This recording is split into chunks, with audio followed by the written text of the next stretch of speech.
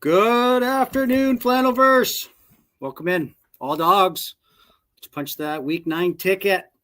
We've got a special guest, Dan Preciado, or I'm sorry, Already Dan. forgot. Preciado? Yeah, Preciado. Yeah, sorry about that, butchering your last name, but really excited to have him. He was part of the Dallas Dawg Bowl, and this year he already punched his ticket to Kansas City.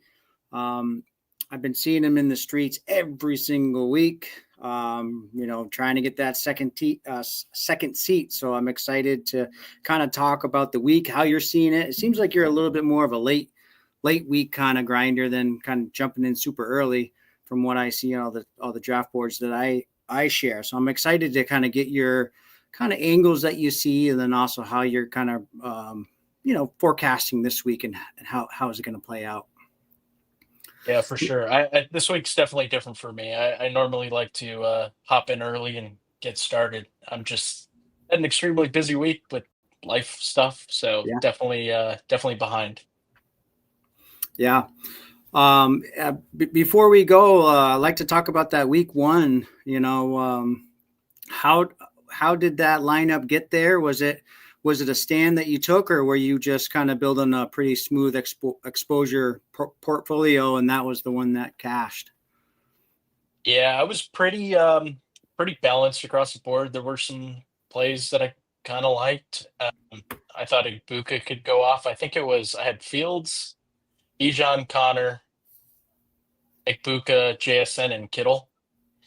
And Kittle got hurt. That was the game where he scored a touchdown and then got hurt, like, I don't know, second quarter. So I didn't love it, but JSN got there. He had a pretty big week 1, which was nice. Yeah, my approach kind of was good. It was highly correlated team, which was good. There was one more thing I was going to say on that, but yeah, I was kind of sweating the end there with Puka. There was a guy behind me with Puka Nakua, and I needed a fade. I think it was like 20 yards at the end. And Puka, they're like, shedding the game clock at the end, and Puka catches a pretty deep pass. It only ends up being like 16 yards or something. And I was like, all right, thank like we're good. We're good. Yeah, but it was a big sweat, and thankfully it got there. It stayed in the top 3. Yeah, man, it's razor thin up top. I thought I was live there for a little while. I was like kind of like top 20, got down to 13th, and then I started looking through the teams, and I was boxed out. I was like, I don't have a shot. So that was kind of frustrating, getting boxed out at the top. So super happy for you. That's the name of the game, is just all you gotta do is shots on goal and hope that the slate breaks your way at the end, and it did on week 1. So congratulations, and happy for you. Yeah, thanks, man. Appreciate that. So Neil, how you been? How was your last week? Yeah, pretty good week. Not in the Dawg Bowl. I had sort of semi sweats, I believe, like briefly, but I ended up losing most of my entries. I min cashed a couple. That's about all that I had going last week. As you remember, I loved Breece Hall last week. I loved Troy Franklin last week, and then just didn't get anything right around those core pieces. So yeah, never really had anything going that was too great last week. Generally doing well. Charles says copyright for the All Dogs go to Kansas. I love that thumbnail. No, actually, we could continue using it. vidIQ hated it as a thumbnail, so I'll look for other places to use that graphic, but as a thumbnail, the tools were telling me that it wasn't working, so I decided to switch it up. But yeah, generally things are going well. As I told you, I've done exactly 1 draft so far.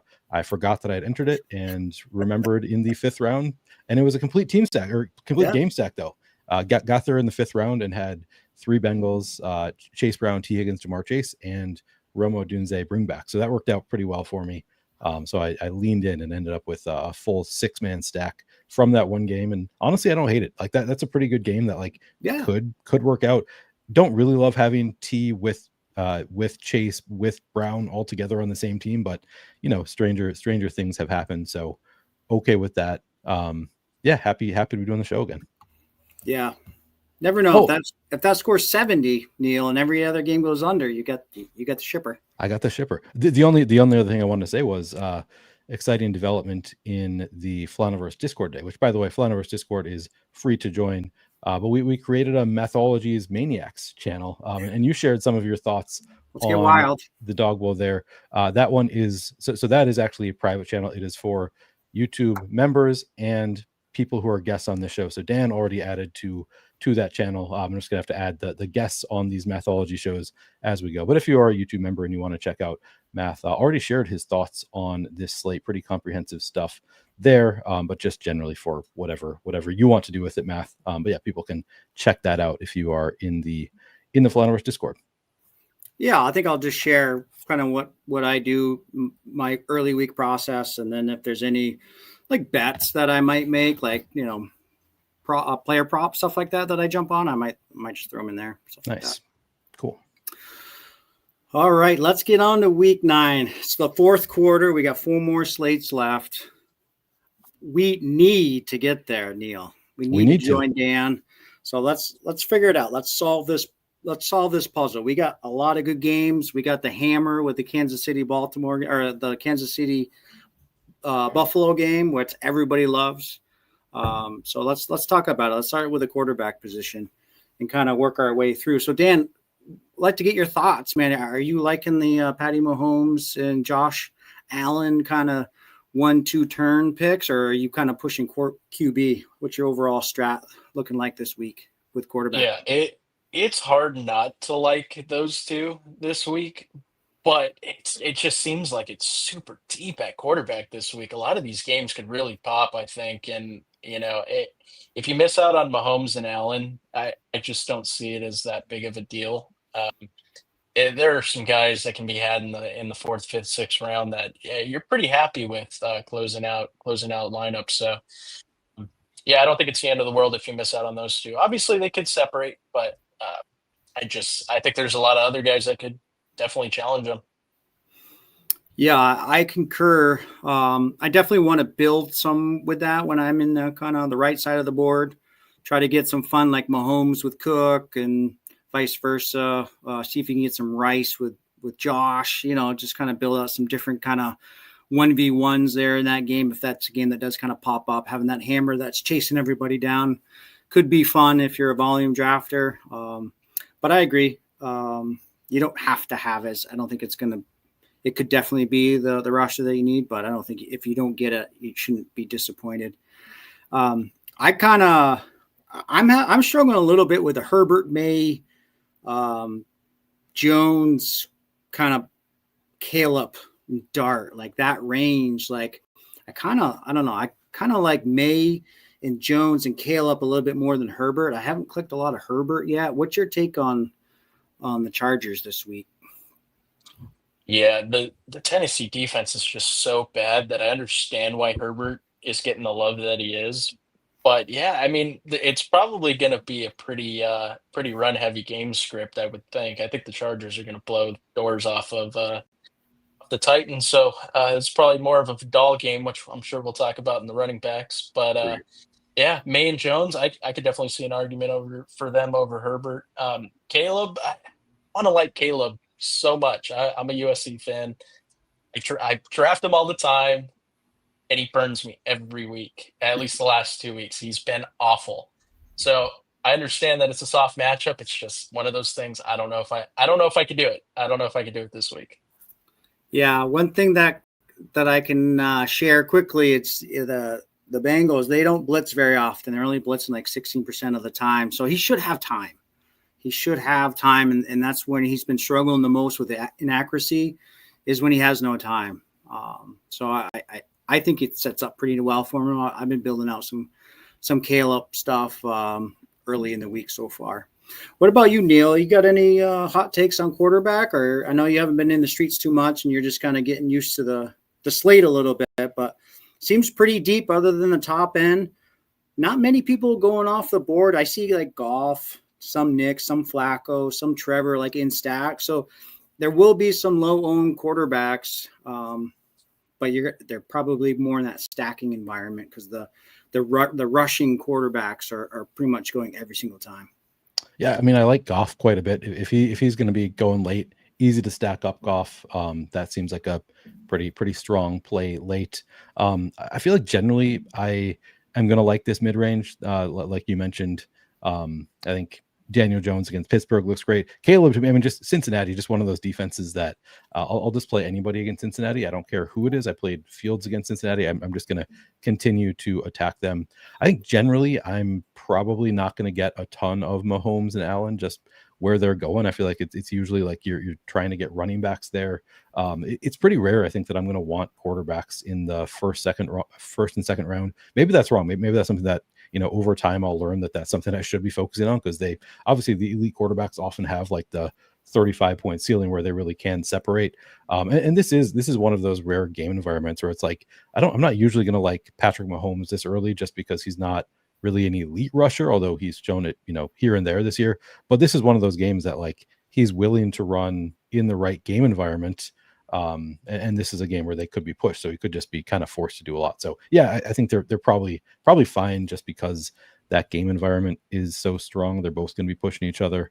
I don't think I have any really, hot takes here. I think, again, Goff is fine. I drafted Flacco with my first lineup. I was hoping to get Caleb Williams because I ended up taking a double stack of Chicago as well.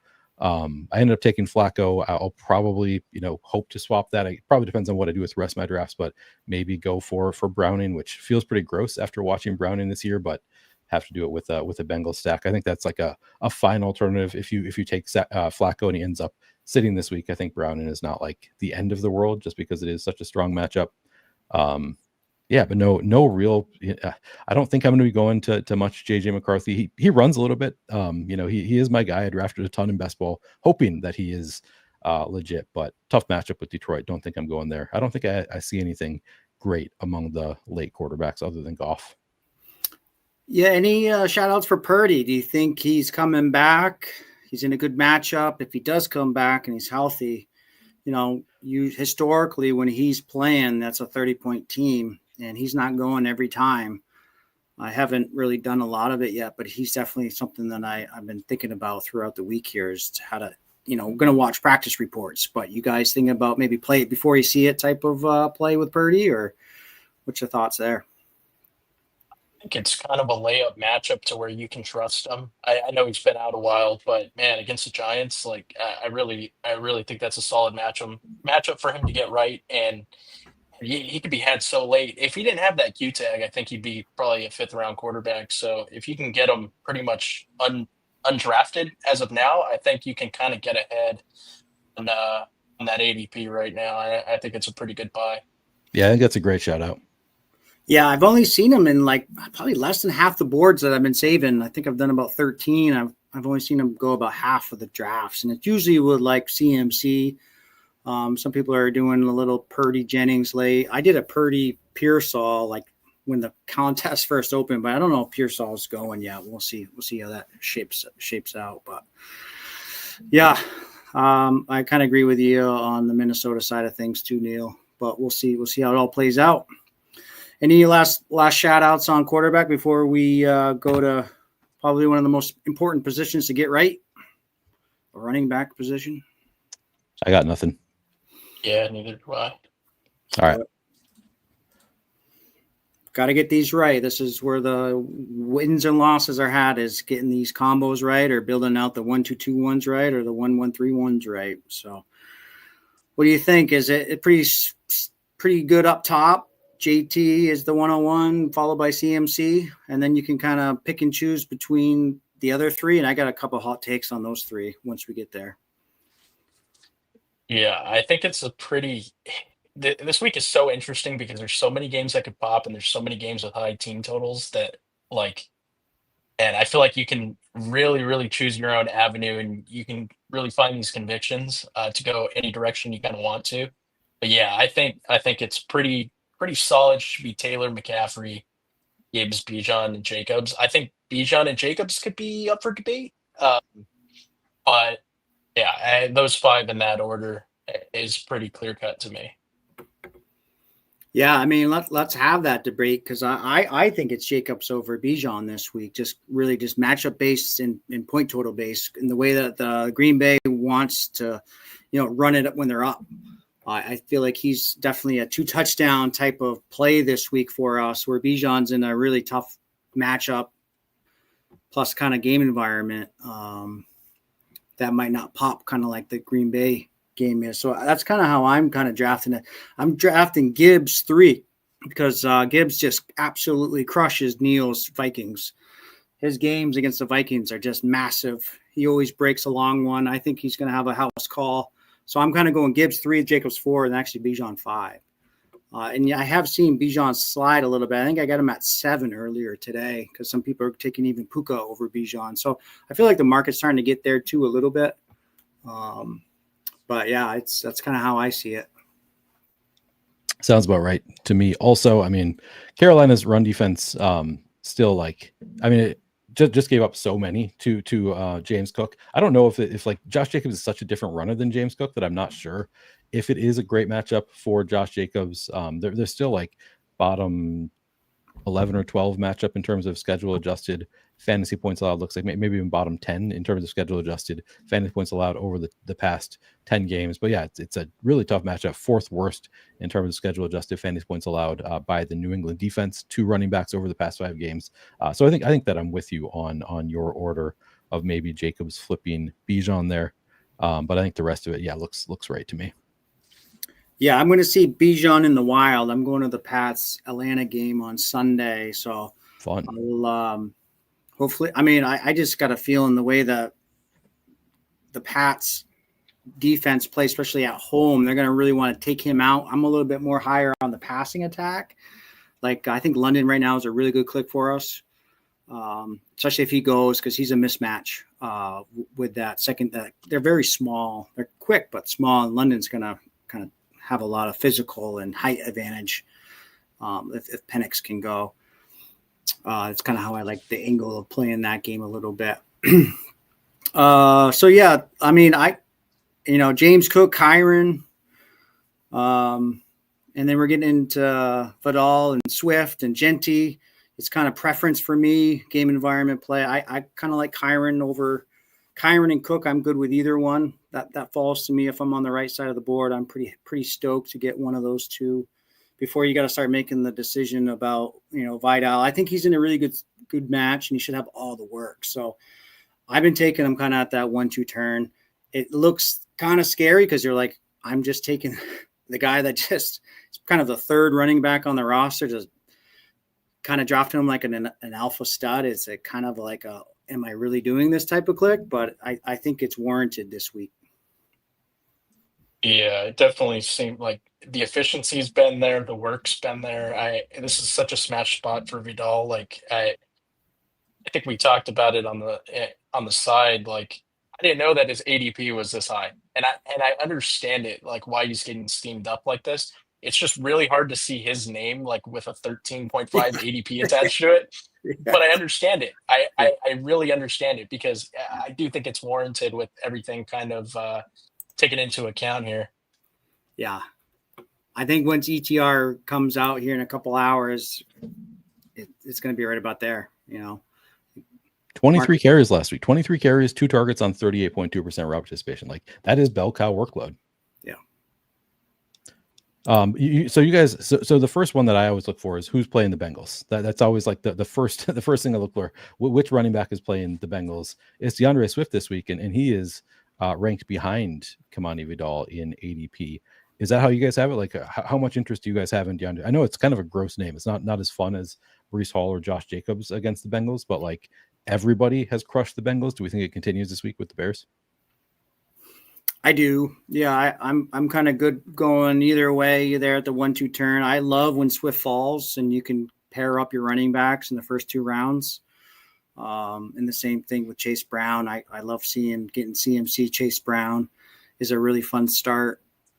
Any of these kind of running backs, Genty's for me, I'm a little more Chase Brown over Genty. And Warren has really been steaming up since the contest started. He was kind of more late third round, sometimes even 4th round. And now he's kind of going in that 2-3 turn quite a bit. So yeah, it's just kind of the new meta. Everybody's trying to get 2 running backs if they can, or get at least that first running back pretty quick. So far that we're seeing in the draft streets. Yeah, I like the spot for Swift too. Like if I miss on Vidal or whatever at that the right side of the board in the middle, Like, to me, Swift, not a bad fallback option, even though I think I would have Vidal over Swift this week. Yeah, I think that's fair to have him ahead. I think like both actually look like really strong second round options to me. Yeah. Mhm. Yeah, I think the market's probably a little worried about the timeshare that he's slowly seeing with the rookie coming in on strong a little bit on the short down and distance. But Swift's got he's got that splash play role.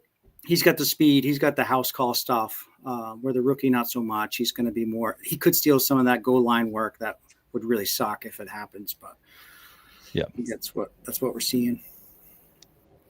Do you think the Raiders rookie post buy bump? Are we going to see anything? Can Genty get back to what was that week 3 performance when he's put up 30? Do you think he can do that against Jacksonville, or is the Jags defense too good and too fast, too athletic, and the game's gonna kind of be a low scoring game potentially?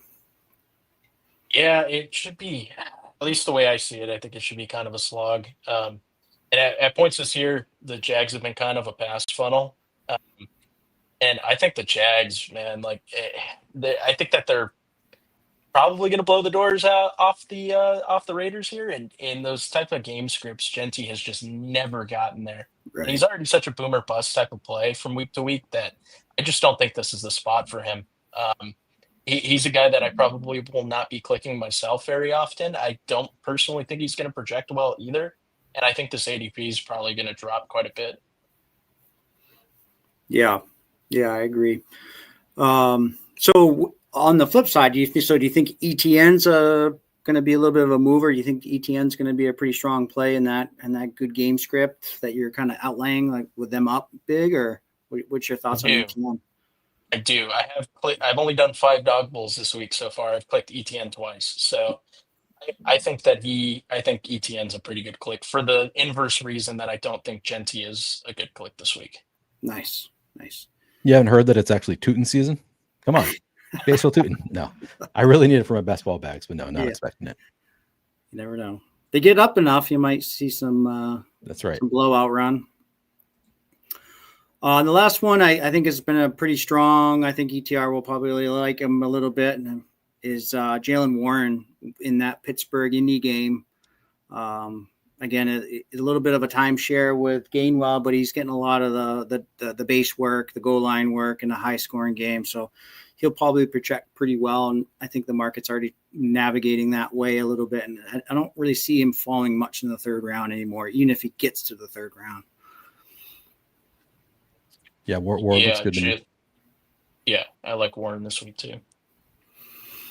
And then Tracy's all by himself in that backfield now. It's just, can we trust the Giants against San Francisco? Again, it has a decent implied points total. I think they're like 23 implied points. The over-under is about 48 right now. So Tracy's a little interesting to me. If I get boxed out or if I take a Puka early, Chase early, and I'm trying to get that running back, I can kind of pair those guys up a little bit because he's still available in the third round.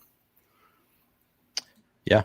It's the Niners over the past 5 games have allowed the 7th most schedule adjusted fantasy points per game to running backs, primarily through the air. So they're allowing a ton of fantasy points to running backs through the air, which Tracy is, he theoretically should be good at. Actually, at this point, I don't know, because last year they weren't really using him in a receiving role that much. I feel like early this year they actually were targeting him some, and then Scatterboot took over. So at this point, I don't really know how much we can expect from Tracy through the air, but looks like a pretty good spot here against San Francisco. So I kind of like it.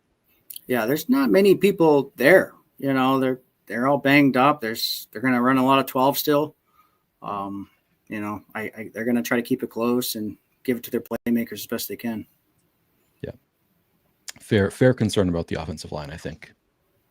From Charles here. Yep, I agree. So then that kind of gets us into Stevenson, Rico, Demont, J.K. Dobbins, Hunt, which is becoming a pretty popular click with all the Pacheco news. I think we got a new one with Tajay Spears with Pollard not practicing again. That might kind of get on the menu for us. An interesting talking point. And I think Woody Marks is too, and he's not going drafted all that much either right now. Again, that Denver DST is pretty good, but he's seen the lion's share of the work there for Houston.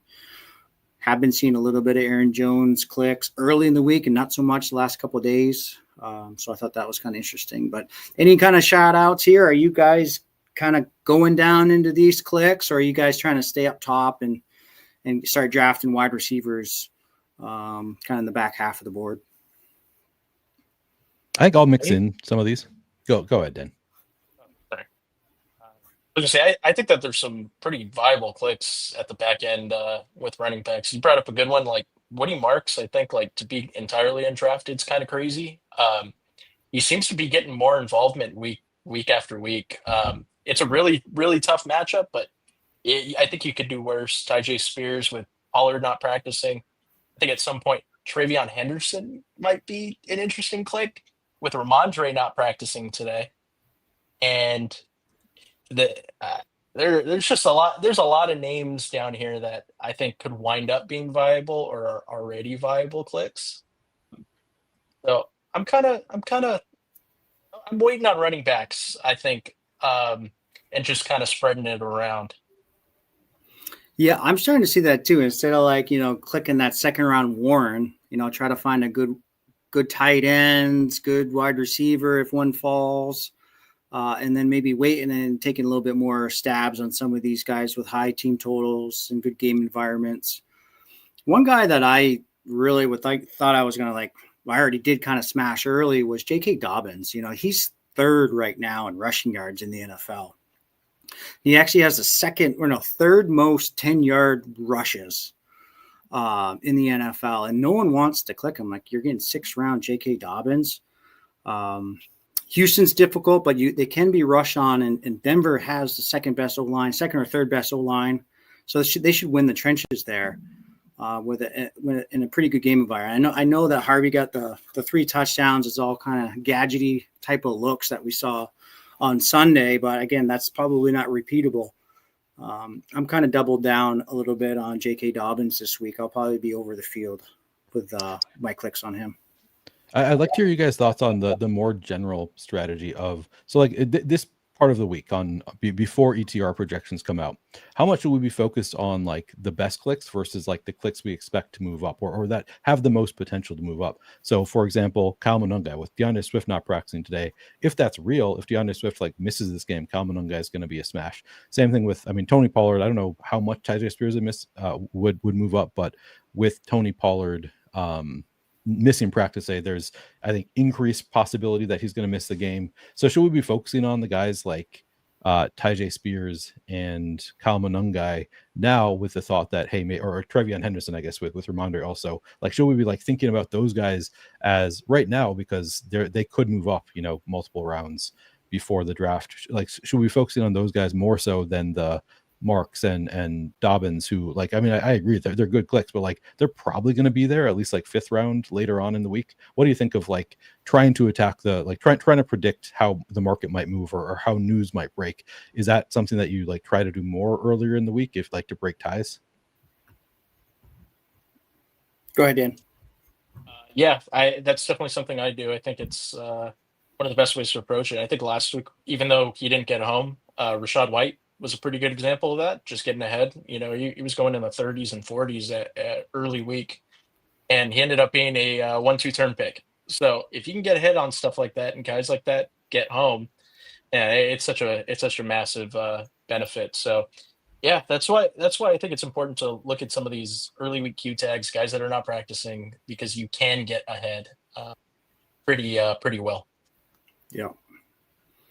Yeah, it's all risk tolerance and bankroll management of what kind of angle you want to take. If you're limited and you're only going to do 10 and you're a drafter that wants to have all the information, I would say wait until the contest is 75% full and then start doing it at the end, because you're going to find some wild rooms at the end with the guys that are high volume guys. They're going after different kind of combos early, and you're going to find some screaming values in the first couple of rounds that you might be kind of unique combo because the guys aren't quote unquote selecting the best plays at that time because they already think they have it and they're moving off of it.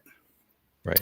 But if you want to be extremely risky and you only have 10 to go, now's a good time to try to get those screaming values that are going to move up because of Swift not playing, or whatever the information is.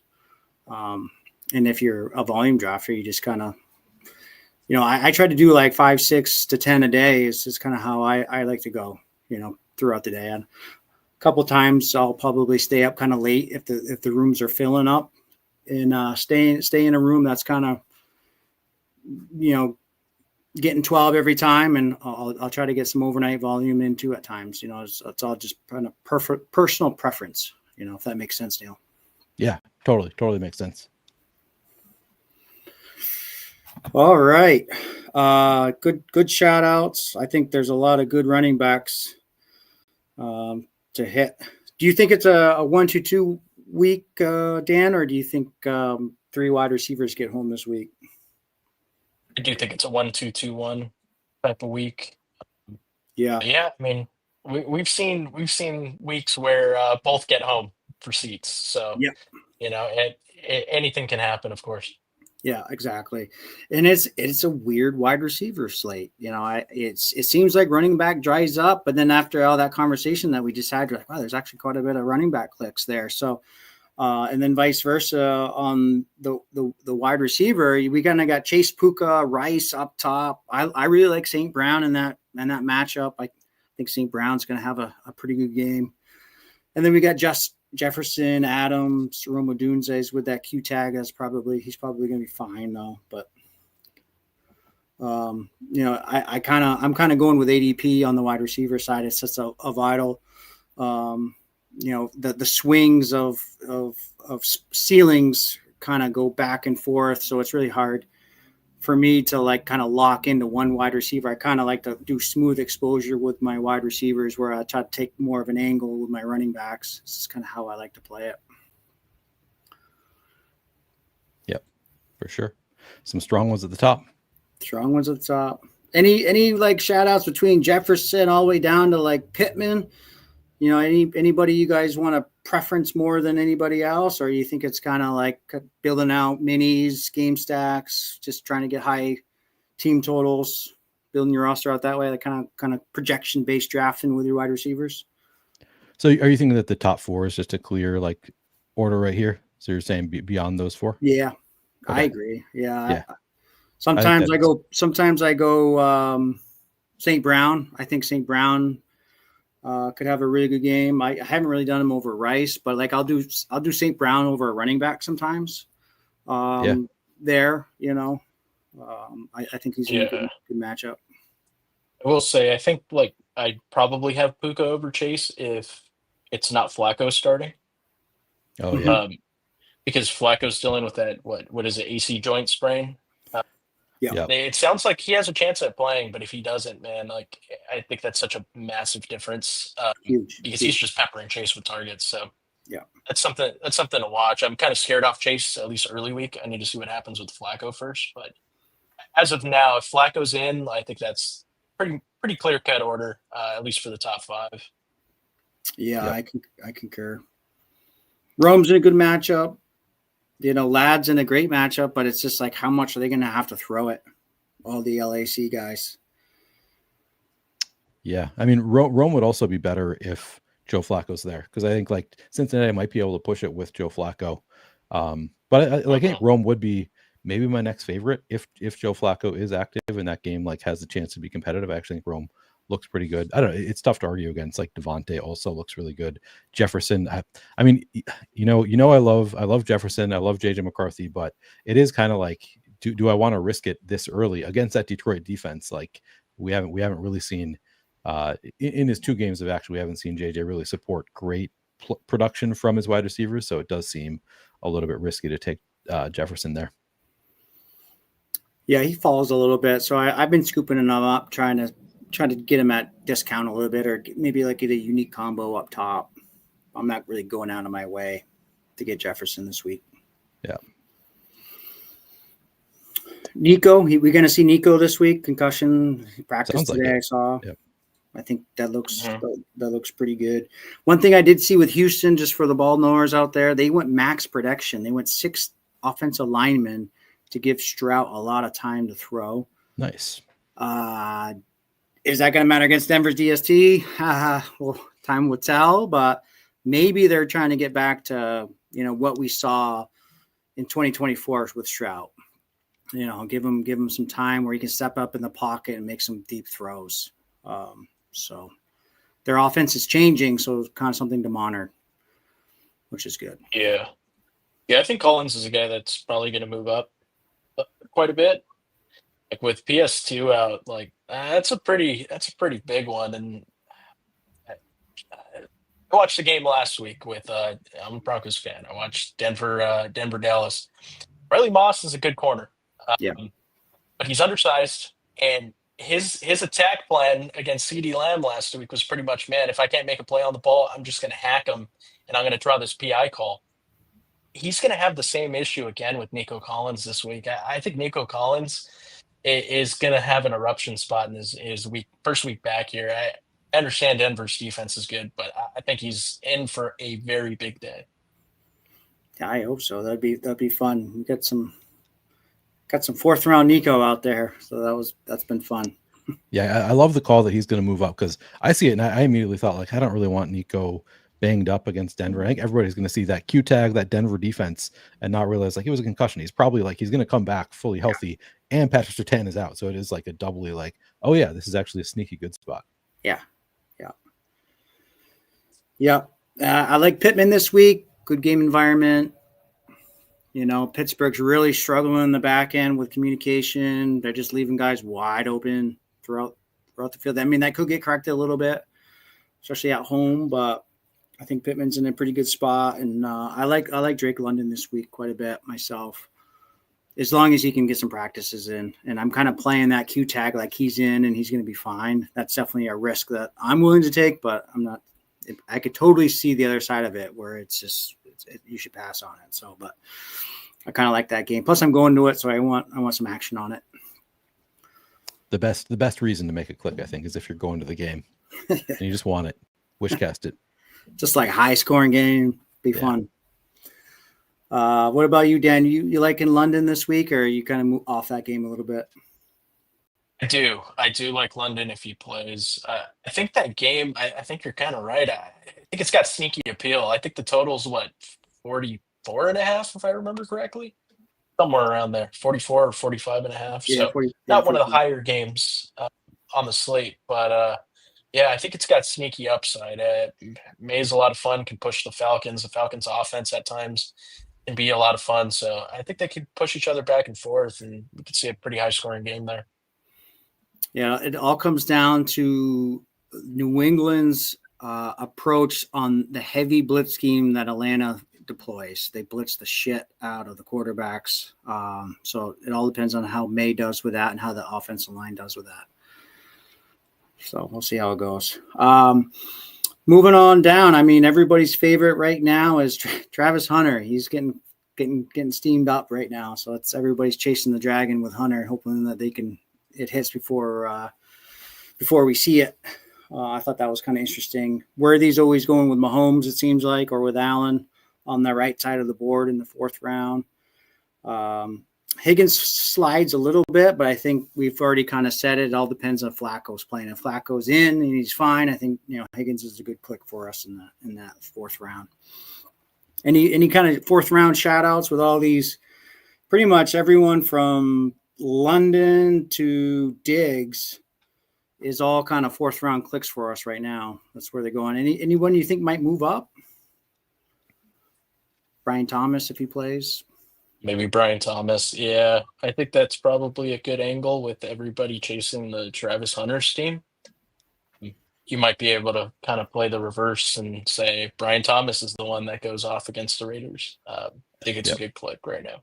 Yeah, Raiders secondary terrible all season. So just got to believe in Trevor Lawrence to complete some passes and to be accurate for one game, Trevor. One game.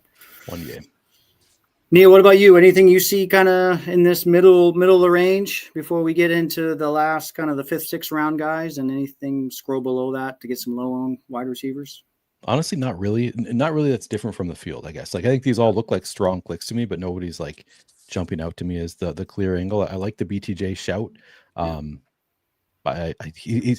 concern for me with BTJ is just like, he seems like he actually is hurt. So it's always like, Can I really rely on him? Like he's, avoiding contact. Like all indications are, I think, that he's like legitimately hurt and playing through an injury, and Right. just sort of like Bowers was for weeks. So it was like, I mean, seems like a good click, but then every week it's like, yep, he was targeted 5 times, had 3 catches for 30 yards because he's hurt. He's just not getting it done. He's not like the athlete we think he is. So I just don't know like how healthy he is at this point. But I think where he's going, like, yeah, we're getting BTJ in the 4th round. That seems like a pretty good click to me. So nothing that's really different from the field, I guess.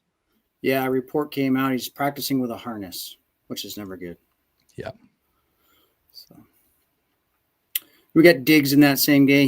You can push Diggs sometimes. I got Diggs in the 5th round earlier today. I thought that was kind of fun. Tet falls pretty late. He should see all the targets in a kind of trailing game strip. I think Tet's kind of a fun play if they're, as long as Young and Ted are still in the game when they're getting blown out. You could get some points that way. What do you think of this? Caleb, DJ Moore, what do you guys think of it? Charles asked. I just did it with Dan about an hour ago. Nice. I'm not the biggest DJ Moore fan, but it projected well, and it's a game that I want to be on. That could be the game that scores the most points this week. If the Buffalo Kansas City game kind of is more of a running attack, ball control type of game, and it's in the 20s, it's maybe a 30-26 type of game. And that game's the one that is that 39-38 type of game.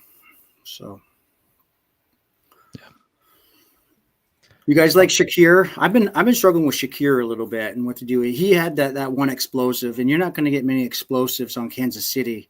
So it's kind of like, do I want a guy that's going to catch a lot of 7-yard passes and hoping for that touchdown? What's your guys' kind of take on Shakir?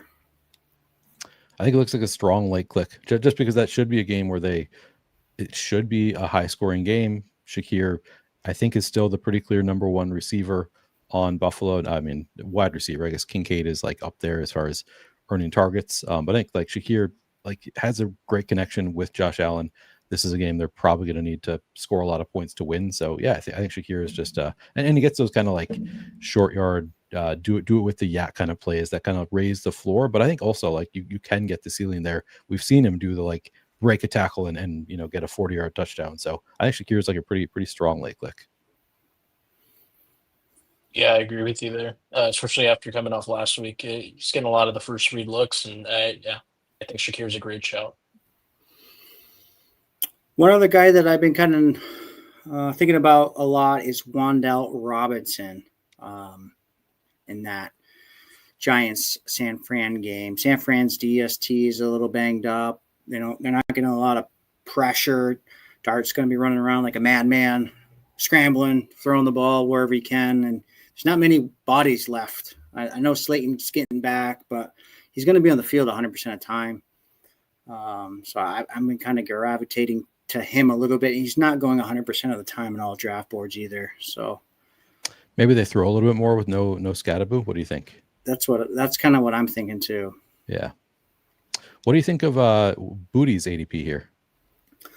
It's at 69, right? It is. Booty at 69. It's Booty at 69. I think we got to click it from time to time. Yeah. I clicked it way too much last Yeah. week. And that's one guy that like kind of like what you're saying earlier, not to chase these guys early. I think I kind of did that last week. I was a little too cute early versus just getting the good high projected guys and then clicking these Booties kind of Friday, Saturday, if the contest is still open on Sunday, just to get some exposure that way. But always Booty, man. It's 5 touchdown in like 3 or 4 in a row now for him. Wow. He's getting home. So I mean, QJ also seems, we talk about the matchup with Tennessee. A few weeks ago, this would have seemed insane that QJ is going this late. I mean, does he still have the big potential? I would say so. Yeah, it's just whack-a-mole with the tight end. Gaddis, we're about to jump into tight end, and you're going to see where he goes. And, it's like, holy shit. Yeah. He moved up on us. So it kind of almost seems like he's getting the fun QJ stuff in the middle of the field with yak potential. And But again, it's just, I think it might be a little bit injury related. So it seems like he's full and been playing the snaps that he got last week. It's just a matter of, does Tennessee push the game environment to have that pass volume that high? Right. It's definitely an interesting angle because everybody's playing it through the running back right now because he's going first. Yeah. Yeah. I don't know. Nothing is immediately standing out to me as like great late round clicks that I like beyond what we've already talked about. You guys seen anything else? No, I'll probably get to Alec Pierce at the end of the week a little bit just for a bomb shot on non-tailored teams. I'm interested in some of the Pittsburgh pieces, maybe Roman Wilson, maybe Austin there, just because I can see Aaron Rodgers throwing the ball close to 50 times. It's probably going to go to the damn tight ends. So those aren't bad probably clicks either, low owned, but I could see them really needing to chuck it, and could be interesting if the top and the middle guys all kind of fail like last week, where I think it was only one wide receiver got to 100 yards last week. It was really just an RB slate last week. What are you doing anything to factor in trades? Like Jacoby Myers could get traded. I think Trey Tucker's already the wide receiver one there, so I don't know that it actually matters that much. But are there any trade angles that you guys are playing? I'm staying away. I'm worried. That's one thing I've been worried about is just like a trade happening and then these guys are not available to us. Yeah, that's pretty sharp. I haven't really thought about that. Definitely something I should start thinking about. Yeah, like I'm staying away from Myers. He's really the only one, right? Other than.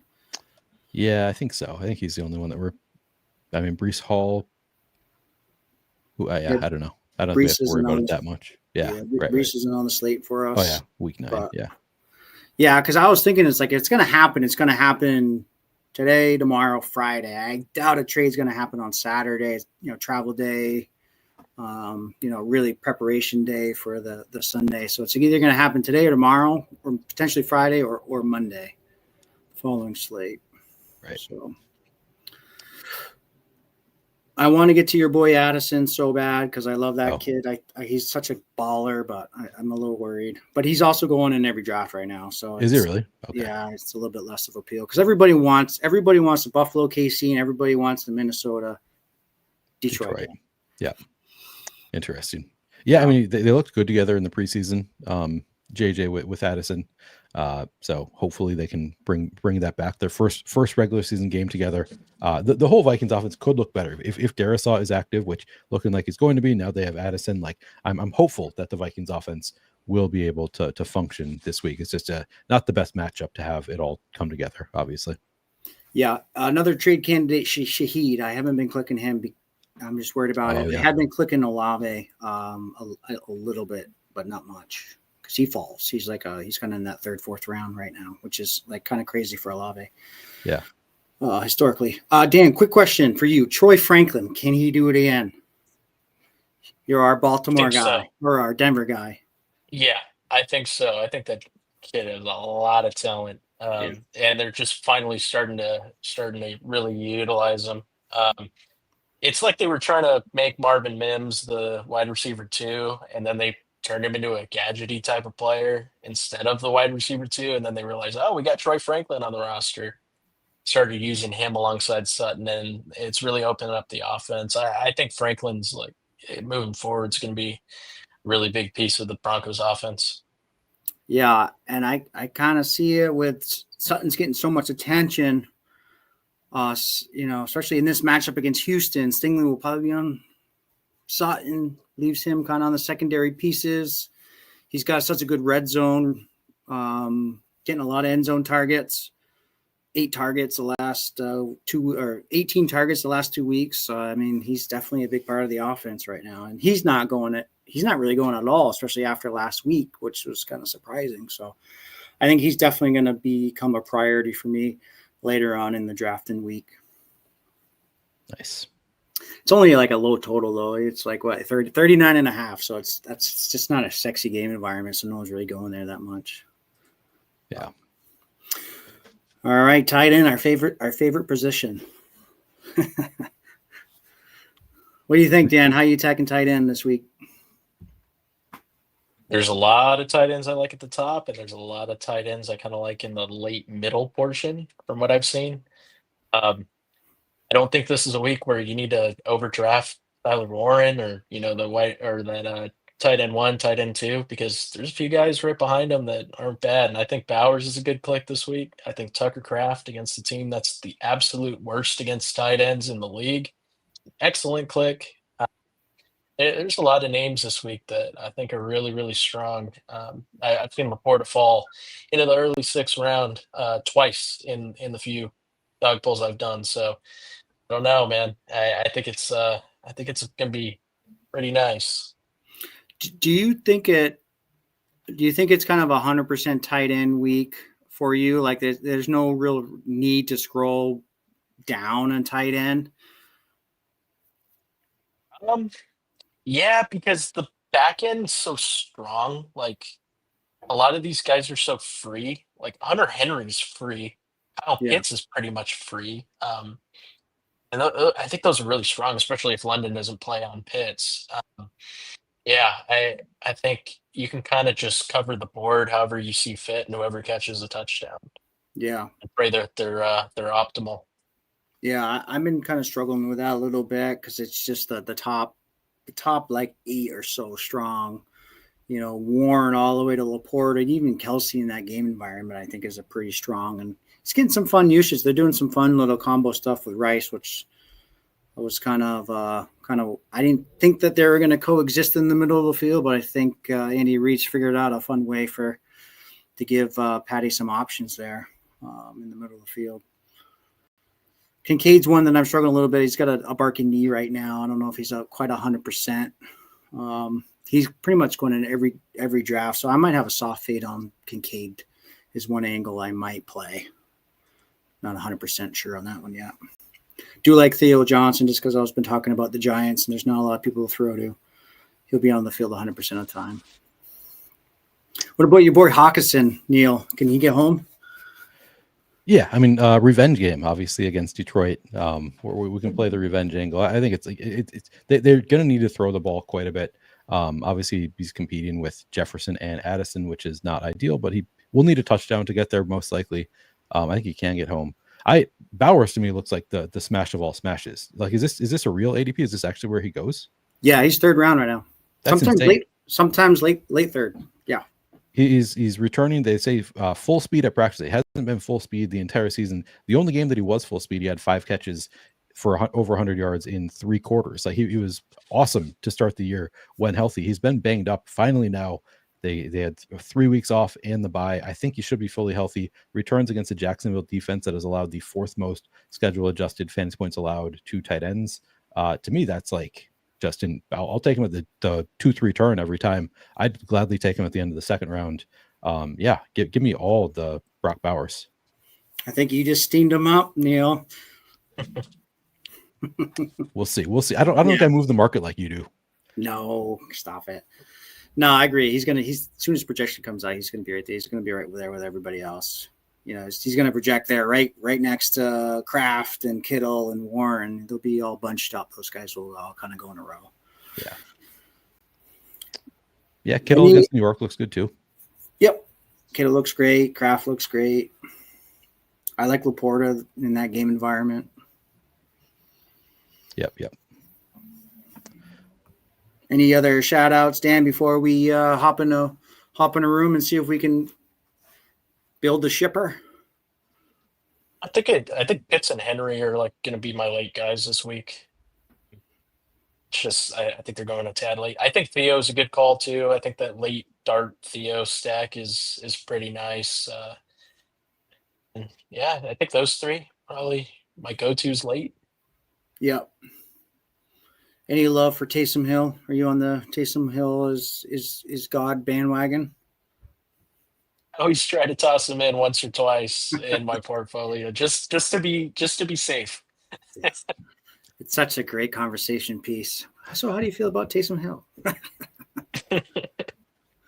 I have not paid attention to has his snap rate increased at all? I don't even know. I'm not They sure have, either. yeah, they've been using him a little bit more. He got more work Okay. this past week. He has not looked particularly good in the little bit I've seen of Taysom Hill. He does not look like the Taysom Hill of old.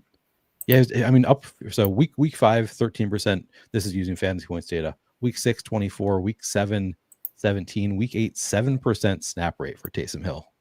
So I don't know. That's it's a little bit thin to me. Yes, I agree. I just think with Shuck, they're probably going to let Shuck be Shuck, try to see what he can do. But I do think they'll have some packages for Hill this week a little bit. But they're probably gonna get blown out. That's funny. He is the Taysom Hill of old, is correct. Last one for you, Dan. Ingram. Saw him out on the field quite a bit, catching some balls there last week. He's starting to trend up a little bit on the offense. Is he a decent kind of late round click for us, or is that just too thin? I'd say so if he's going largely undrafted. I actually had a lot of Evan Ingram last week. He kind of sunk a lot of my better teams, just I guess the way things fell. But yeah, I think he could do a whole hell of a lot worse if he's going largely undrafted. He can easily to catch a touchdown. Yeah, His involvement's definitely increased. Yeah, his ADP 71.1. I personally haven't seen him go yet in any of my rooms yet. But again, it's Houston. I don't know how Houston is against tight ends that much. That's something that I might write down and look into more through the week. But I do like trying to get some low-owned guys on some of my builds because it's usually a nice way to gain some leverage on the field if they hit. Good call. Yeah. I want to pull up this comment. I was so excited for Loveland, but Komet limited participant today. Could we do Komet and then if he's out, swap to Loveland? I mean, Komet's viable. I mean, just the matchup with Cincinnati, make him viable. Yep. I mean, you could play the Q tag for sure. I mean, that's what you would want to do is Q tag Clement and then make a swap versus doing Loveland because Loveland's probably definitely going to be active. Yeah. So I don't know. It's definitely a game that's worth targeting. Yeah. I mean, they've just not thrown to tight ends at all this year is the downside, but like just a smash matchup for tight ends generally. Yep. I agree. I am in a draft we're waiting for 3 more to enter this Dawg Bowl that I haven't sitting in for a bit. So we will start momentarily. Oh, sweet. So while we wait, Dan, let's talk week 14. Have you been looking at the slate yet? What's your prep like? Or are you just kind of tracking teams and you'll get there? When you get there, you'll start thinking about week 14. Yeah, I haven't really done my homework. I feel like last year I did it way too far in advance and I was way too dead set on what I liked and didn't really make the adjustments that I needed to when the news came in. So this year I'm taking a different approach and just not waiting until that week and approaching it like any other week, like I've been doing for the last 8 weeks. Nice. Yeah, there was a lot of news. Pickens, right? Pickens was a big one. There's a couple Pickens, yeah. There's a couple. Rendo got the start and Charbonnet got the start. And that's right. There's a lot of moving parts. Yeah.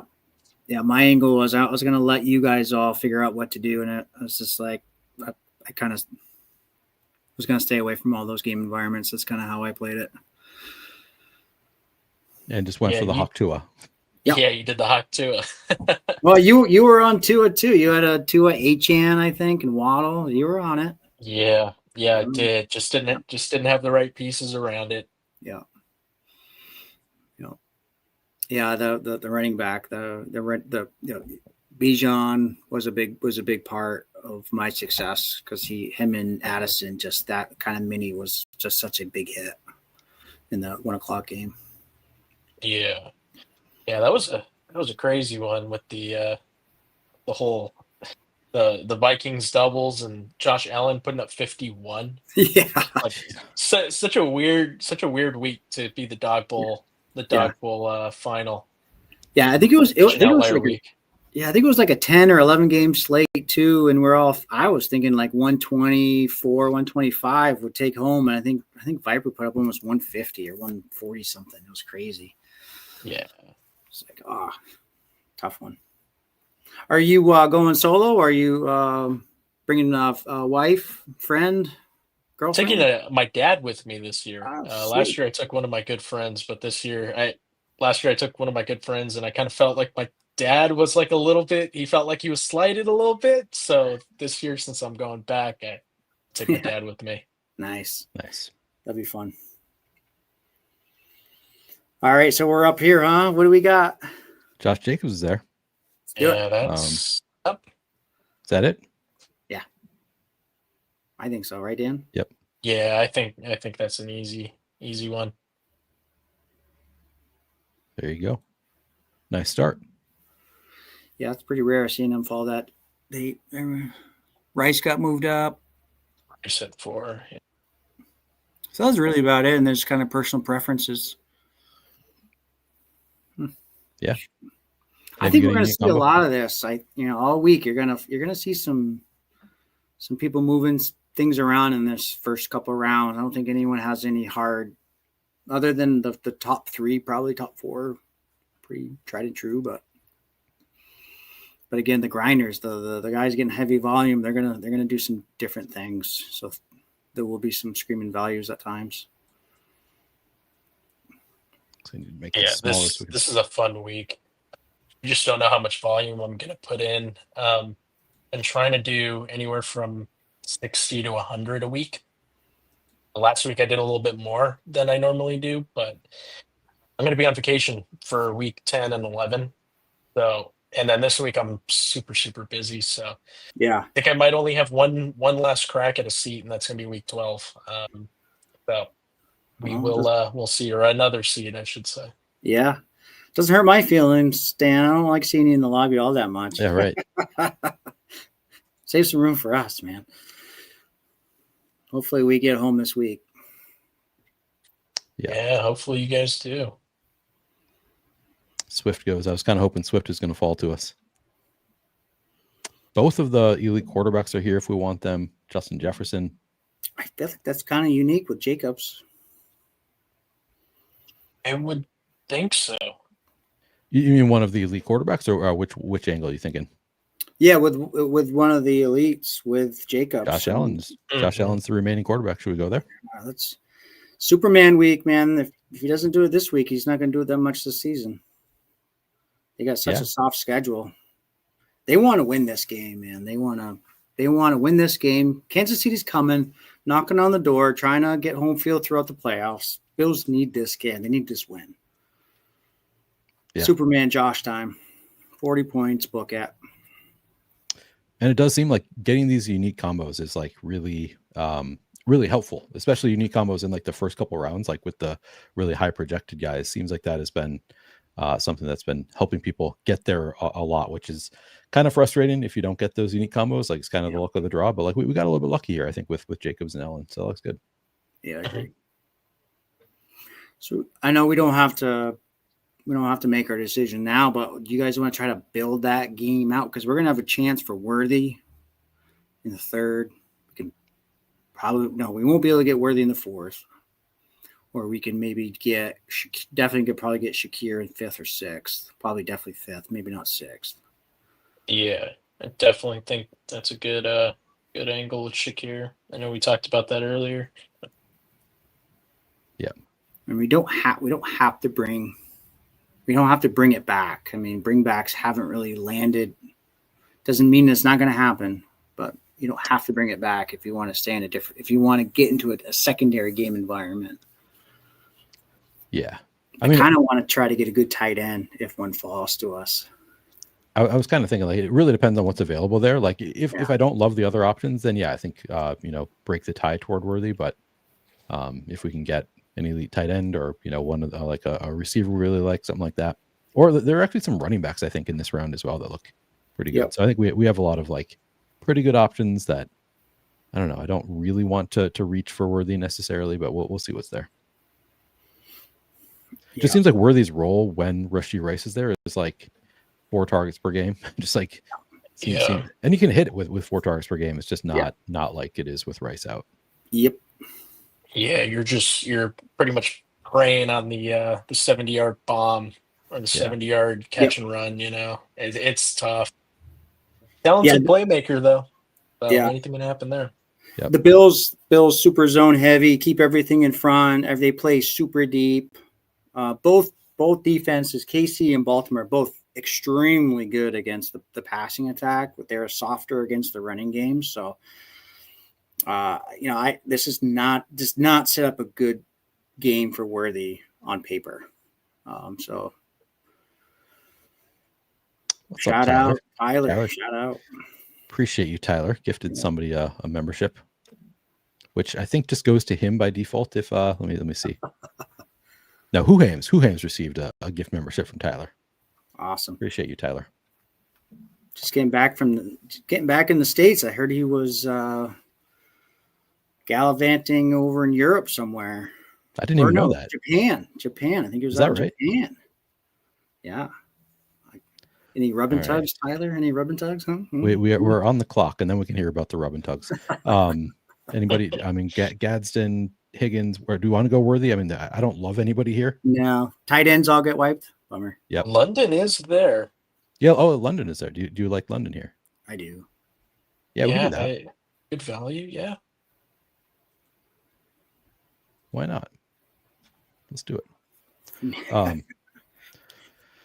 By the way, Tyler, I did attempt to redirect this stream to the toxic tower and was did not have permission. So if you guys wanted redirects, I don't know how often you're going to be after our show because ours is usually on Tuesday, but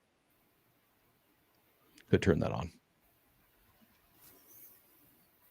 Yep. Also, don't know if it does anything. Go ahead. Yeah. I think starting next week, I got like men's hoop league on Tuesday, so I was thinking maybe trying to do this more on Wednesdays from kind of the rest of the season. Yeah, as long as we can do it in the afternoon. I've just got a show at 6 on Wednesday, so. Yep. Yeah, or we can keep Tuesday, and I can maybe as long as we move it and continue with that 4 o'clock window, because then I think hoops is going to be around like 5:30, 6 o'clock. Yeah, up to you. If you don't want to like push the timing, worry about the time, we can just do it on Wednesdays. Yeah, and then I'll have my Tuesdays free of being on camera. Yeah, if that's what you want, let's do it. Yeah, no, either way, I'm flexible. Yeah, there goes Gadsden. Little Gadsden Vidal mini there for Charles. Yeah, it's an interesting game. So that's a low game total at 42. But it could be 42 by the Chargers. Yeah, I was just gonna say, what's the spread? Is it like I haven't looked at it, but it's 10. Chargers favored by 10.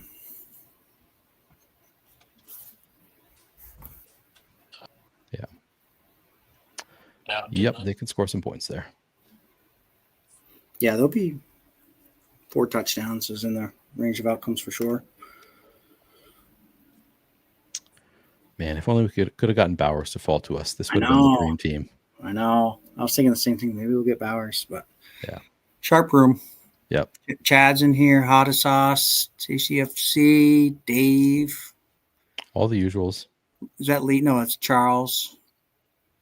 Yeah. Fully loaded. I can't really read it. Yeah, fully loaded on the end. Charles, HDJD, Dave, Soroke. Oh, we are on the clock. Let's do it. Higgins against Chicago looks okay. Dowdle, if you don't mind the Green Bay matchup. I kind of want to wait on running back. Could do Diggs mini if you wanted. If we do that, we're locked out of running back. Right. And then Shakir. What are you thinking? I kind of like Diggs. He had a couple Diggs pieces from that game environment, I guess. If we like it a little bit more than the field does, I guess. I was going to say, we didn't really talk much about Rico Dowdle, but it really sounds like he's going to get the bulk of the work moving forward in that backfield. does. So Yeah. he's interesting. He is. is. It's just a tough matchup with Green Bay that makes it like not, but like he's done it again in like not. I guess it was mostly pretty good matchups, but I feel like he'd had at least one good game in a bad matchup. I don't know. If he gets all that work. Yeah, that this is a trailing game script is going to be the hardest part for him. I mean, he could get home early. He would have. Yeah. I was going to say he would have been tough on this particular team too, because we would have had the running backs from both teams in that game. Yeah. Yep. True. Chad gets the doubtful. Good build, Chad. Let the best build win. That's right. Yeah, I mean, Shakir, we need a tight end. We can definitely do Kincaid. We could probably get Kelsey if we wanted to. Probably be there. Yep. Kincaid is. Do we think Kincaid plays this week? I'm worried about that knee. I'm just worried about like how like is he going to be top performance with a barking knee? You know, that's what I'm worried about. Yeah. Yeah, he keeps drawing these LPs, and then it looks like he's playing hobbled every week. So yeah, it's tough. I think I'm going to have a fade on Kincaid. The more and more I think about it. Yeah. He's going in every draft.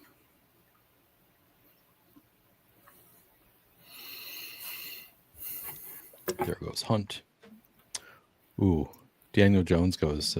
Had a Jonathan Taylor, Tyler Warren going at the one turn, but lost out on Daniel Jones.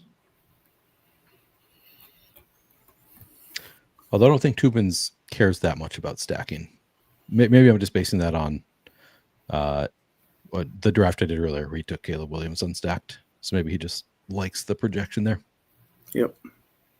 Yeah, Caleb seems like a pretty decent option to take unstacked this week against Cincinnati, I guess. Even though I have a tough time clicking him just because he burns me every week. Yeah. Yeah, he's I definitely see the appeal. So inconsistent. Yeah, so much upside though. So much upside. All right, boys. What do we got, Neil? I mean, I have a lean of where I'd like to go here, if we have the option. Do you want to look at the players available? I'm just trying to look at the board. I mean, how many tight ends are available? Let's see. All these four have tight ends. Yeah. Os doesn't. JG does. So on the other side of the board, two of the four teams have a tight end.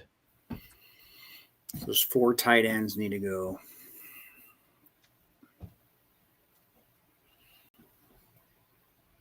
There goes Kincaid. I was going to say, what about a Kincaid pick, and then we swap to Dawson Knox if he's out? We do we want to just go Shakir and then take, or do we have unless you have a tight end that you guys really like. What's the tight ends right now? Pitts, Loveland, Henry, Theo, TJ. Let's wait. All right. Yeah. Dave might take Shakir on us. Yeah. He's got some KC stuff. Well, he can't because he's got three receivers three already. Oh, okay. Sorry. But still, it's a risk. Yeah. Where did Kelsey? Oh, Kelsey went way early. Okay. Never mind. How do you guys feel about Travis Kelce? I just like the pass rate over expected with them, and he's running a lot of routes. He's on the field. They're doing some fun stuff with him and Rice together, which is kind of shocking. A lot of clear out where he's going deep, and there's a lot of underneath stuff for Rice and Kelsey. So he's getting some good work. in end zone stuff. They got him trying to score. They're trying to score touchdowns with him. What I've been seeing. It seemed like, I mean, he's also like, he's just so good at the like seeing that Mahomes needs him, and like when Mahomes is scrambling, he just gets back to a position where he can catch the ball. And the other receivers apparently not as good at that. And I know Rice does a bit of that as well, but like that's kind of like one of the reasons he got there last week was broken play went for like 40 yards, where it's just like all the time in the world. And it's like, yep, Kelsey just comes back to the ball and Mahomes finds him. So like he doesn't like, he looks washed to me, but then the offense is so good that he can still get it done clearly. Yeah, it's just such a good environment. It's a fruitful environment that's going to score fantasy points. Yeah. All right. So both of these need tight ends.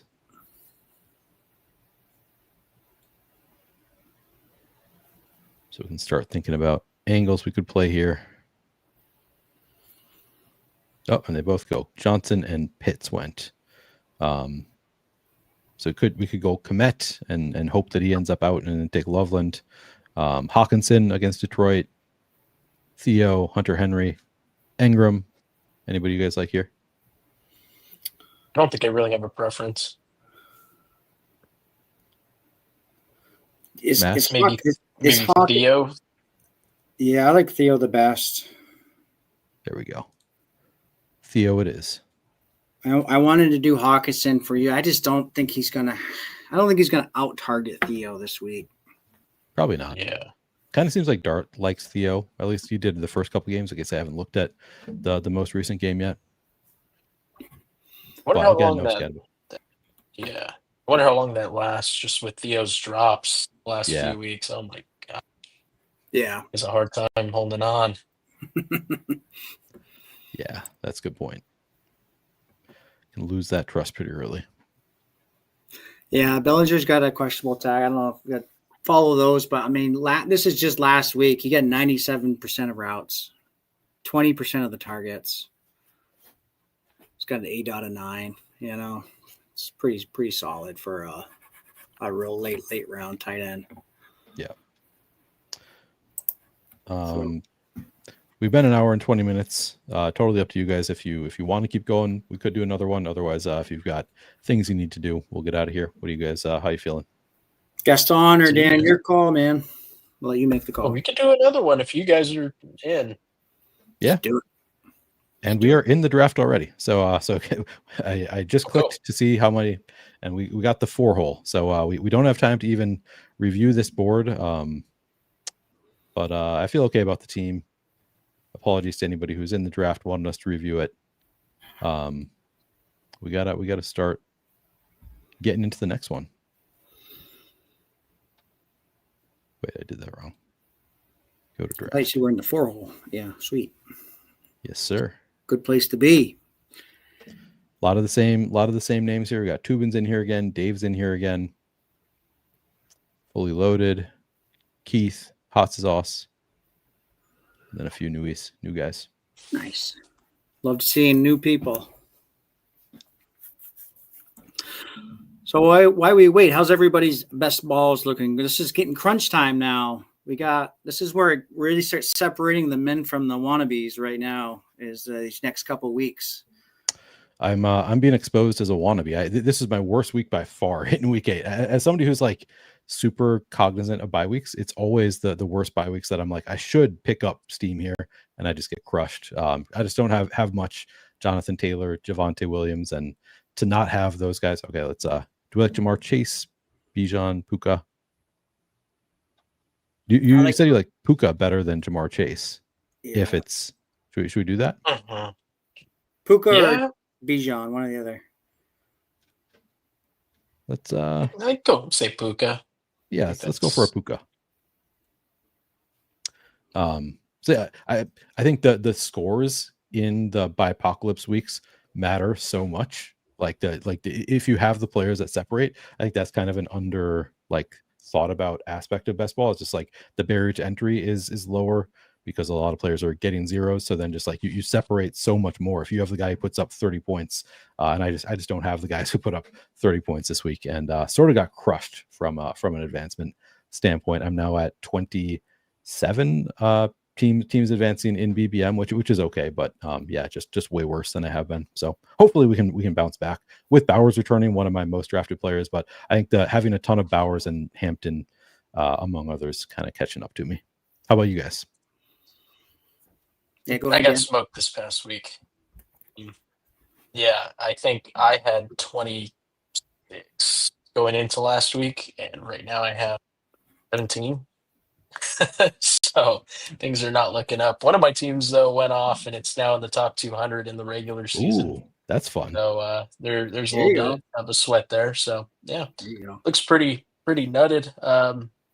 Like a Taylor, Dowdle, JSN, like all the pieces you kind of need up to this point. So it's looking pretty decent. Nice. You guys still in the eliminator, or are those dead dreams like myself? I got one left. Nice. And it's a 93% favorite BBM. this week. Oh, you only play BBM? Oh, that was Yeah, it? I maxed BBM, didn't do any of the other eliminators or any other best ball. Nice. Yeah, it's kind of similar. I dabbled in the other stuff, but I was mostly just BBM myself, trying to repeat last year.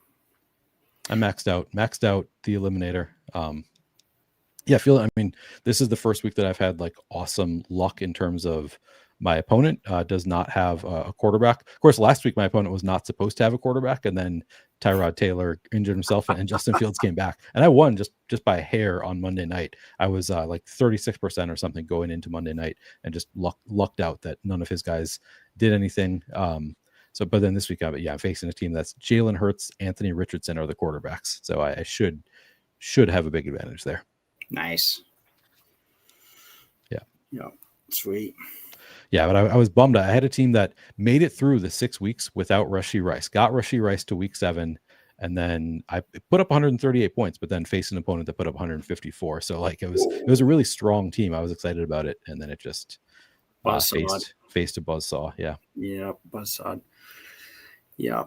Yeah, I'm excited for my BBM stuff. I got through a lot of these bye weeks with all my Baltimore and Ravens stuff. I actually gained advanced teams when they're on bye. So as long as Lamar can come back and be the stud that we want him to be, I should be in pretty good, especially Purdy too. I'm pretty high on Purdy. So if Purdy can come back, Lamar can come back, I think a lot of my Niners Ravens stuff is gonna really pop up. Nice. Yeah, I need Bowers to come back fully healthy, and JJ McCarthy. I mean, that's kind of wish casting because I have a lot of JJ also, but Bowers I think is like realistically could come back and like be himself, which would be very helpful. Yeah, nice. Omari and Hampton, another guy. I think I have 26 Hampton shares, something like that. I don't think he's coming back before week 13, but man, I'm really hoping he does. Yeah, I'm in a big dog with Tyler, and we took Hampton at the 2-3 turn. That really hurt that team. It's like in fourth, but we just have no running backs. All right, Odunze goes. Do we like Chase Brown against Chicago? I do. Pull up. Okay, yeah, I do too. Yeah. Great matchup. Still a pretty good workload, even with actually I have not looked at the splits from last week. I know Samaji Piran had been like coming back and cutting into his workload quite a bit, but yeah. Last week was a nice comeback. Yeah, long down and distance, 2-minute stuff. He ate into that, but again, rushing attempts, it's mostly all Brown. So if they can get up a little bit, they can could be good. Yeah. Just realizing Tubins has had the 101 the past 2 drafts that we've been in. Yeah, he's been hitting it hard this week. I think he's been almost in all of my all of my draft boards. Wow, getting it done early. He's getting it. He wants it. He's going for it.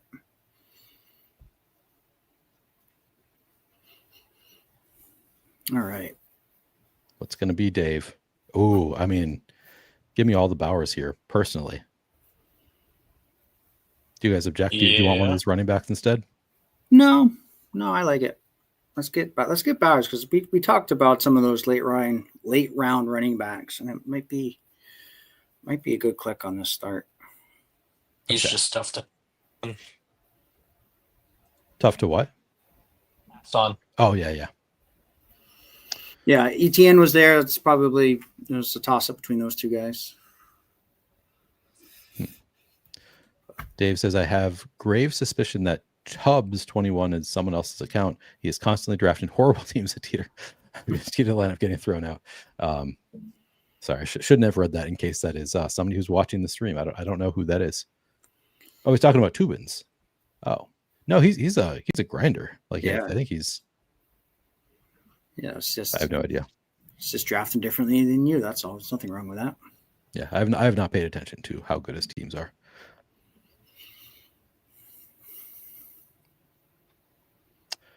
They haven't been throwing out boards, so play them. We've definitely had some unique stuff get through last week. As long as it's just one guy. If there's multiple, that's when they throw them out. But if it's just one guy just reaching for his guys, they're letting it play out. Yeah. Wait, not Tubins? There's a different person in here? Oh, it's the 6 hole. Oh, I see. Yeah, that's my bad. I mean, this looks fine to start. He's stacking up. I don't know. But what all I would say is if you have suspicions about anybody, save the board and see who is consistently in the rooms with them. If there is somebody who's always in the room with them, then yeah, it would be that would be suspicious.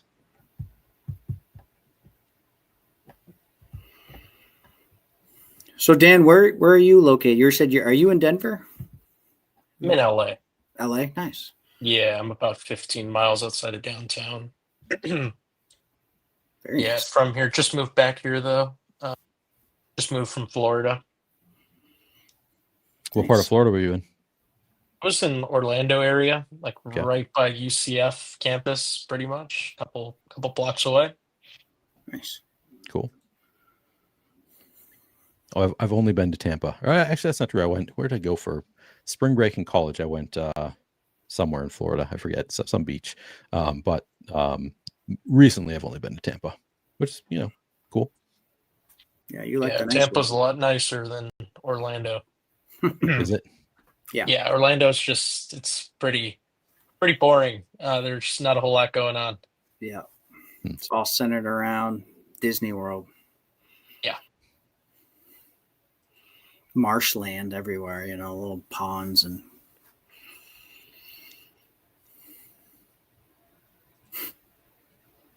you like the nice weather.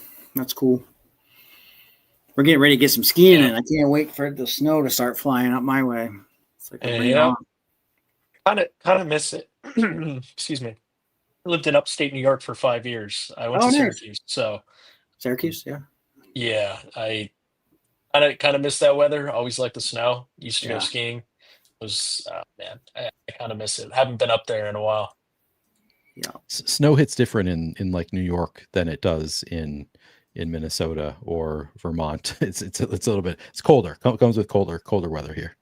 It's still very pretty and you can have fun with it. But yeah, I lived in New York for a couple years in Brooklyn, and it's nice. It was like you get the seasons, but they're not like it's not like a brutal winter in New York. Yeah. Coastal stuff. Still got warm air in New York City. Syracuse wasn't bad when I was there. I think it was the year prior it was like real bad, like real bad nor'easters and whatnot. So I got pretty lucky. Yeah, lake effect.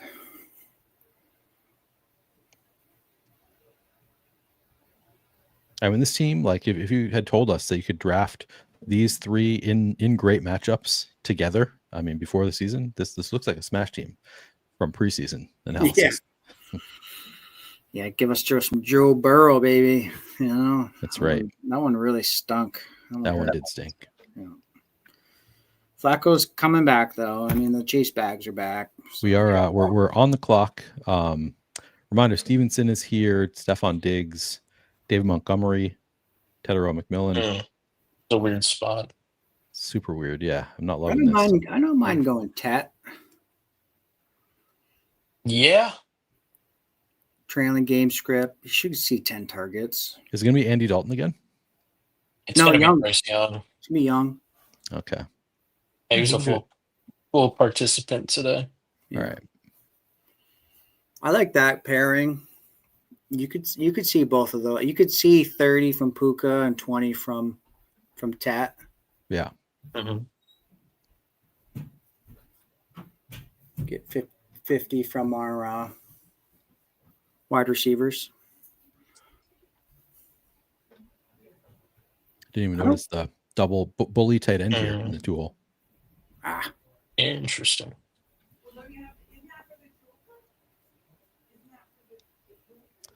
All right. So now this is.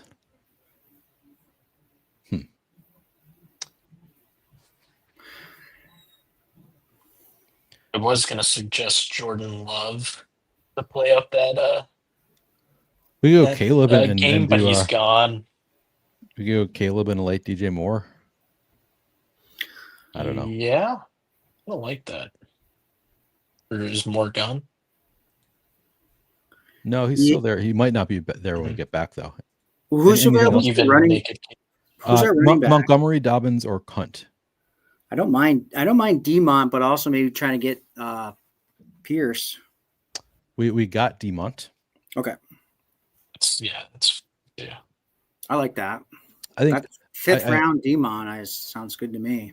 I got scared off of taking Caleb there because we're counting on like an 8-spot fall for DJ Moore, and I'm still just hyper focused on stacking. So that was a tiebreaker for me. So yeah, probably not going to get our stack. So could have done Caleb though. We would have sniped the 5-hole too on his Caleb Rome stack. Oh, that's right. Yeah.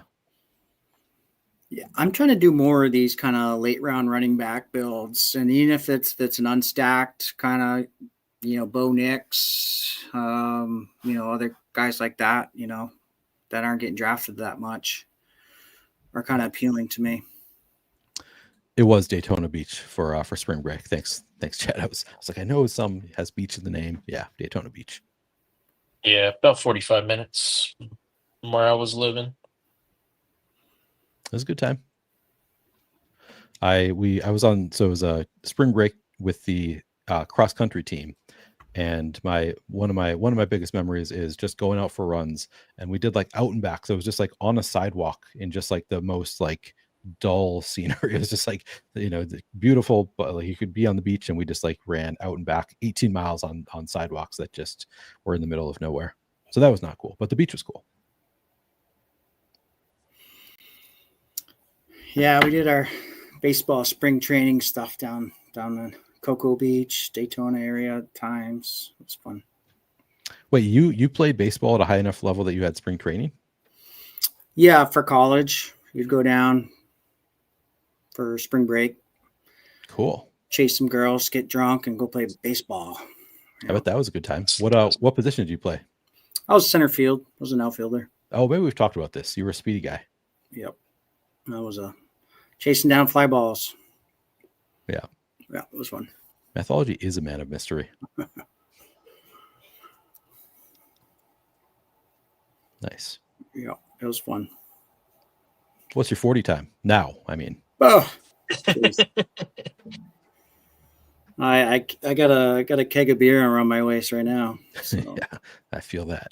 Gonna start playing some hoops next week, so I want to dust off the shoes. And is this a league that you've been in for a while, or is this your first year in it? So we've started it up last year. It's just a bunch of us dads in Southfield, Vermont, get together on Tuesday night, our local gym, and kids are running around on the stage, a little theater stage in an elementary school, and they get to have some fun. At least they're not home on front of the screens and stuff. And we get up and down the court and play a little like 5-on-5, 4-on-4, whoever shows up type of thing. Then go to the local pub and have a beer after. Nice. All right, Stafford is gone. Ah, really? Shit. Yeah, Stafford went. We could go Gino. We could go Bryce. I mean, we got a Denver fan. Knicks has been 25 a game. He's not getting clipped all that much. A little naked bow. do you guys think about that? Yeah, I'm more open to naked quarterback than I think the field is. Yeah. I think Bo's a pretty good pick in the 6th. Let's do it. Get that quarterback with 2 rushing touchdown upside that he's shown us just 2 weeks ago.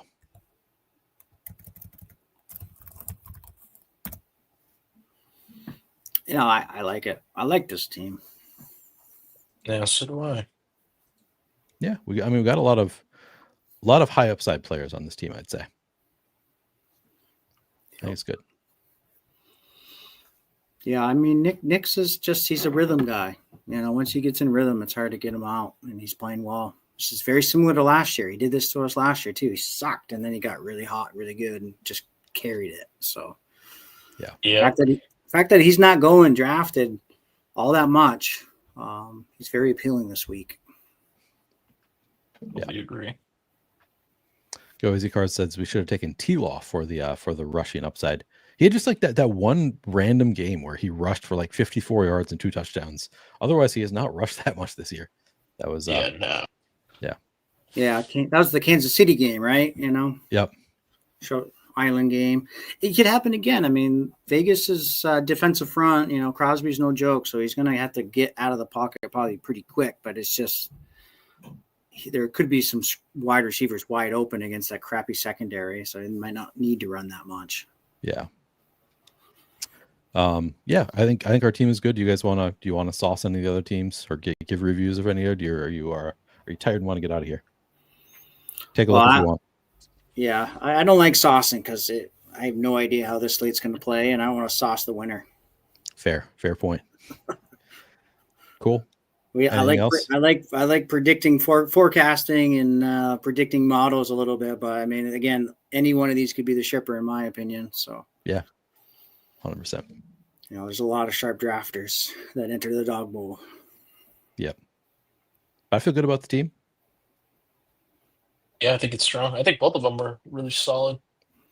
Yeah, I agree. We can get there. Hopefully one of these gets us to Kansas City with Dan. Yeah, hopefully. Let's get there, Dan. Beers are on Rudman, man. Got to drink them up. Oh yeah. Right.